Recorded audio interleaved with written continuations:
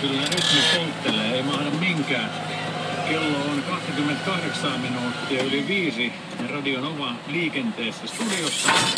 Kohta mennään uutisraporttiin. Talven roskat maastossa ovat tänään saaneet kyytiä, kun talkoolaiset ovat käyneet niiden kimppuun joukolla, mutta miksi suomalaiset roskaavat niin paljon? Tätä selvittelee Huhtiset kanssa.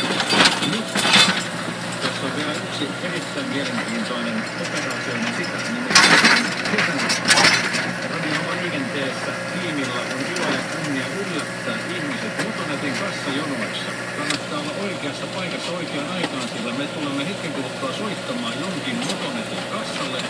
Me tulemme avustamaan siellä kassalla olevaa ihmistä